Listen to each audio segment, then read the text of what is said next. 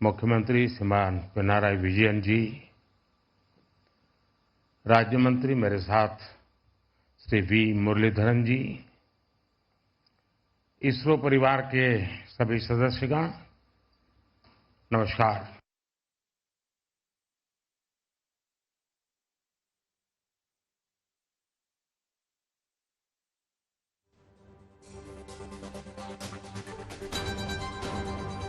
देखिए, प्रधानमंत्री क्या कुछ कह रहे थे, उसकी भी तस्वीरें हम आपको दिखाएंगे। सीधी तस्वीरें हमें वहां से मिल रही हैं, जिसमें कि आप देख सकते हैं 4 एस्ट्रोनॉट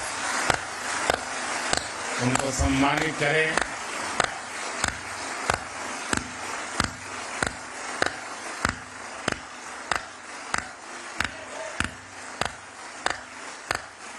भारत माता की, भारत माता की, भारत माता की। बहुत बहुत धन्यवाद। हर राष्ट्र की विकास यात्रा में कुछ क्षण ऐसे आते हैं जो वर्तमान के साथ ही आने वाली पीढ़ियों को भी परिभाषित करते हैं। आज भारत के लिए ये ऐसा ही क्षण है। हमारी आज की जनरेशन बहुत सौभाग्यशाली है, जिसको जल, थल, नभ और अंतरिक्ष में ऐतिहासिक कामों का यश मिल रहा है। कुछ समय पहले मैंने अयोध्या में कहा था कि ये नए काल चक्र की शुरुआत है। इस नए काल क्षेत्र में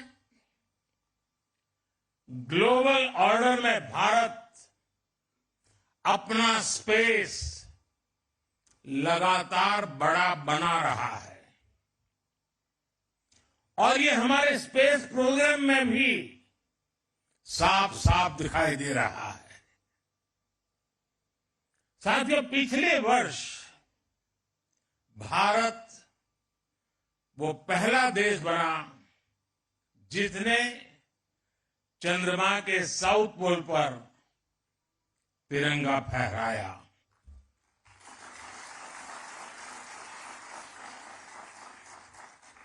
आज शिव शक्ति पॉइंट पूरी दुनिया को भारत के सामर्थ्य से परिचित करा रहा है। अब विक्रम साराभाई स्पेस सेंटर में हम सभी एक और ऐतिहासिक सफर के साक्षी बन रहे हैं। अब से कुछ देर पहले देश पहली बार अपने 4 गगनयान यात्रियों से परिचित हुआ।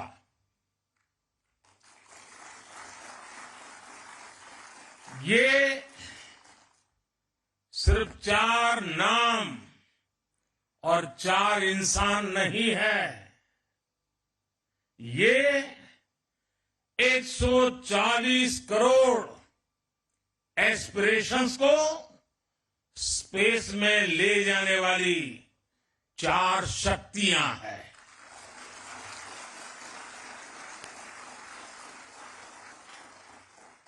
चालीस वर्ष के बाद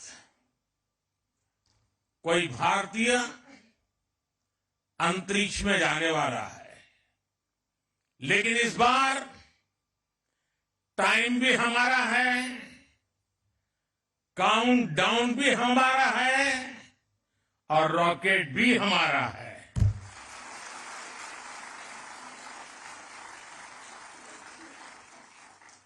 मुझे खुशी है कि आज इन एस्ट्रोनॉट से मिलने, उनसे बातचीत करने और उन्हें देश के सामने प्रस्तुत करने का सौभाग्य मुझे मिला।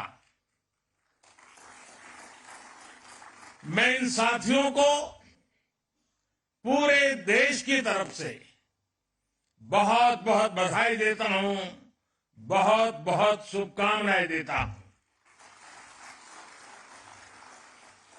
21वीं सदी के भारत की सफलता में आज आपका नाम भी जुड़ गया है। आप आज के भारत का विश्वास है। आप आज के भारत का शौर्य है, साहस है, अनुशासन है। आप भारत का गौरव बढ़ाने के लिए, अंतरिक्ष में तिरंगा लहराने के लिए पिछले कई वर्षों से दिन रात परिश्रम कर रहे हैं। आप भारत की उस अमृत पीढ़ी के प्रतिनिधि हैं जो चुनौतियों को चुनौती देने का जज्बा रखती है।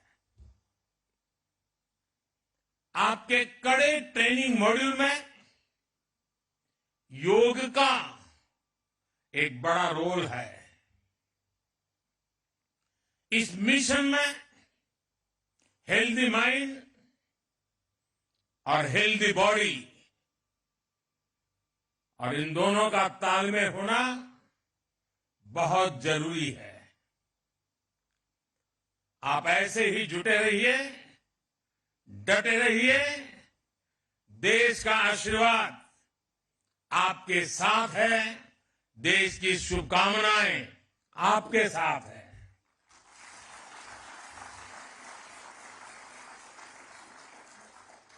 आपको ट्रेनिंग देने में जुटे इसरो के गगनयान प्रोजेक्ट से जुड़े सभी साथियों को भी मैं अनेकों शुभकामनाएं देता हूं। लेकिन इसके साथ साथ कुछ चिंता भी बताना चाहता हूं और हो सकता है वो बातें कुछ लोगों को कड़वी भी लग जाए। मेरी देश की जनता को और देश के खास करके मीडिया को मेरी करबद्ध प्रार्थना है कि जो 4 साथी हैं उन्होंने लगातार पिछले कुछ वर्षों से तपस्या की है, साधना की है और दुनिया के सामने चेहरा दिखाए बिना की है। लेकिन अभी और भी बहुत कुछ करना बाकी है। अब उनको बहुत कठिन कसौटियों से गुजरना है। उनको अभी और अपने शरीर को, मन को कसना है। लेकिन हमारा देश का, हम लोगों का जैसा स्वभाव है, अब ये 4 सेलिब्रिटी बन चुके हैं। अब वो कहीं चाहते होंगे, कोई ऑटोग्राफ लेने के लिए दौड़ेगा। अब उसको सेल्फी भी चाहिए, फोटो भी चाहिए, ऑटोग्राफ भी चाहिए। अब थोड़ा मीडिया वाले भी डंडा लेके खड़े हो जाएंगे, उनके परिवारजनों के बाल नोच लेंगे। बचपन में क्या करते थे, यहां कैसे गए, टीचर के पास चले जाएंगे, स्कूल में चले जाएंगे। यानी एक ऐसा वातावरण बन जाएगा कि इनके लिए वो साधना का कालखंड में रुकावट आ सकती है। और इसलिए मेरी करबद्ध प्रार्थना है कि अब रियल स्टोरी शुरू हो रही है। हम जितना उनको सहयोग देंगे, उनके परिवार को सहयोग देंगे, ऐसी कुछ चीजों में न उलझ जाएं, उनका ध्यान एक ही रहे, हाथ में तिरंगा है, अंतरिक्ष है, 140 करोड़ देशवासियों का सपना है, वही हम सबका संकल्प है। यही भाव है, इसलिए हम जितनी अनुकूलता करेंगे, मैं समझता हूं देश का सहयोग बहुत जरूरी है, मेरे मीडिया के साथियों का बहुत जरूरी है। अब तक ये नाम बाहर नहीं गए तो हमारा काम ठीक से चलता रहा, लेकिन अब थोड़ी कठिनाई उनके लिए भी बढ़ जाएगी और हो सकता है उनको भी कभी मन कर जाए चलो यार एक सेल्फी ले लेते तो क्या जाता है। लेकिन सब चीजों से हमें बच के रहना होगा। साथियों, यहां इस कार्यक्रम से पहले मुझे गगनयान के बारे में भी विस्तार से जानकारियां दी गई, अलग अलग इक्विपमेंट के विषय में जानकारी दी गई, उनके ऑपरेशन के विषय में बताया गया। मुझे जानकर बहुत अच्छा लगा कि गगनयान में यूज होने वाले ज्यादातर उपकरण मेड इन इंडिया है।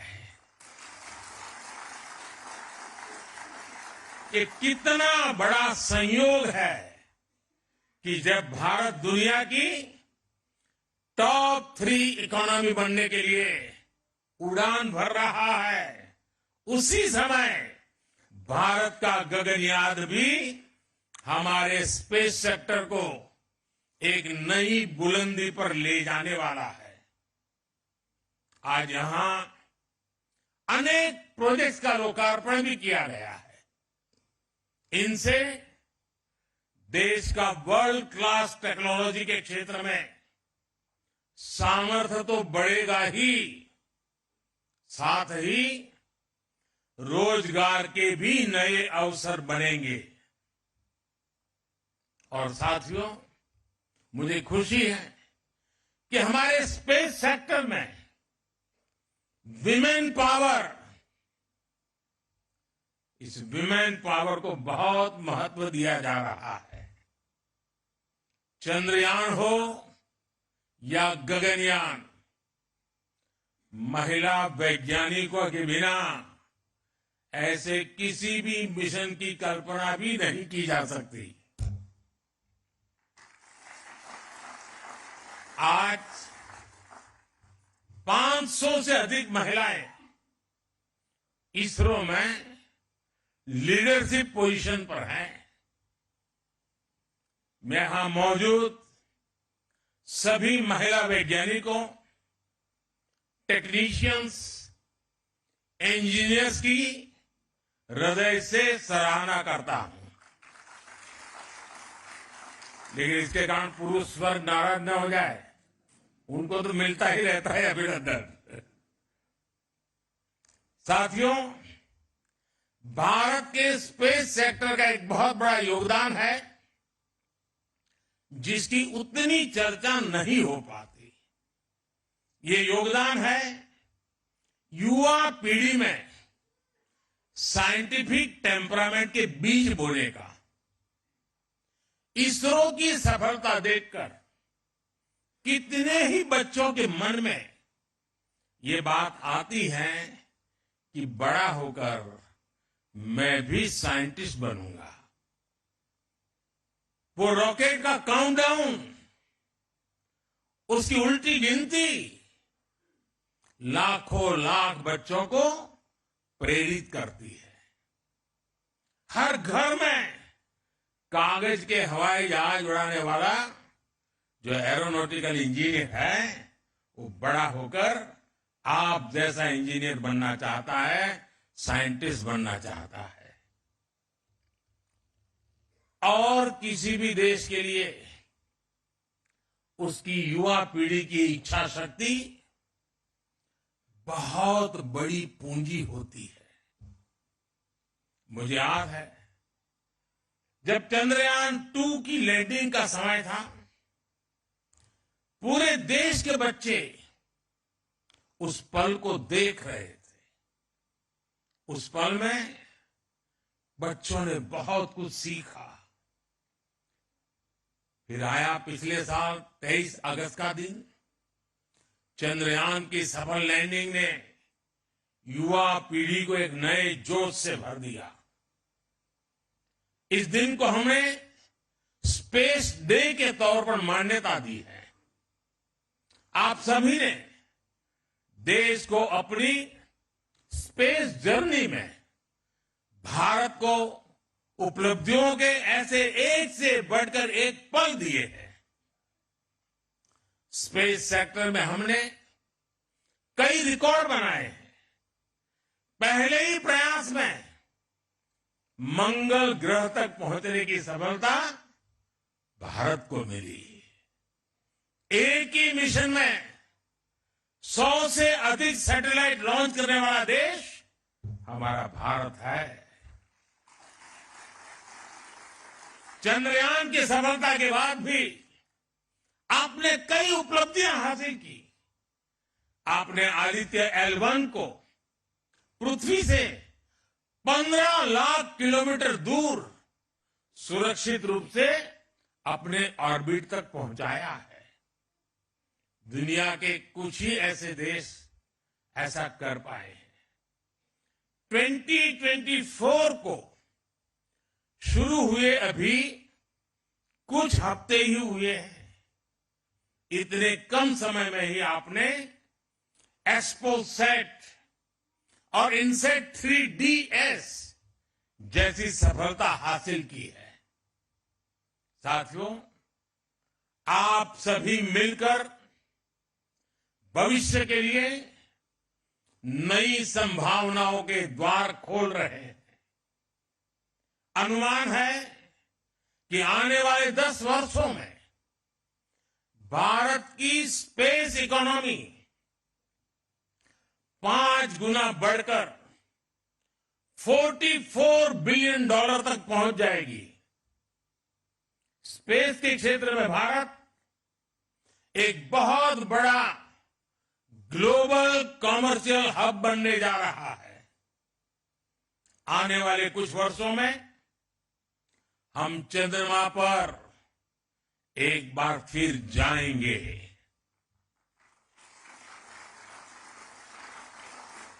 और इस सफलता के बाद हमने अपने लक्ष्य और ऊंचे कर लिए हैं।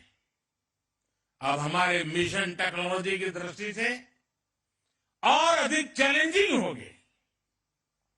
हम चंद्रमा की सतह से सैंपल जुटाएंगे और उन्हें पृथ्वी पर वापस लेकर के आएंगे। इससे चांद के बारे में हमारी जानकारी और समझ और बेहतर होगी। इसके बाद शुक्र भी इसरो के लक्ष्यों में से एक है। 2035 तक अंतरिक्ष में भारत का अपना स्पेस स्टेशन होगा, जो हमें स्पेस के अज्ञात विस्तार को जानने में मदद करेगा। इतना ही नहीं, इसी अमृतकाल में भारत का एस्ट्रोनॉट भारत के अपने रॉकेट से चंद्रमा पर भी उतरकर दिखाएगा।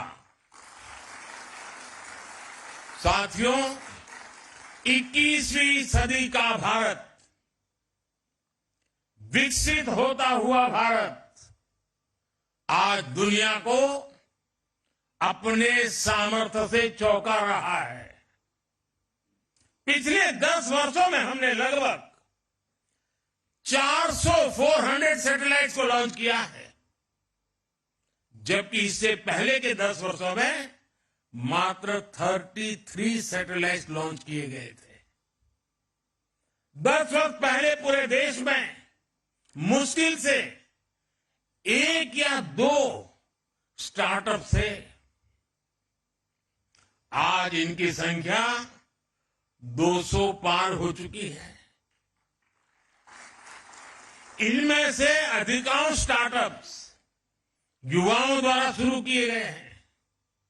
आज इनमें से कुछ लोग हमारे बीच भी मौजूद है। मैं उनके विजन, उनके टैलेंट और उनकी उद्यमता की सराहना करता हूं। हाल ही में हुए स्पेस रिफॉर्म्स ने इस सेक्टर को नई गति दी है। पिछले हफ्ते ही हमने स्पेस में एफडीआई पॉलिसी भी जारी की है।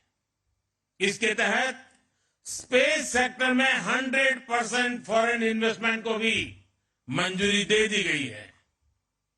इस रिफॉर्म से दुनिया के बड़े बड़े स्पेस संस्थान भारत आ पाएंगे और यहां के युवाओं को पूरी दुनिया के सामने अपना टैलेंट दिखाने का मौका मिलेगा।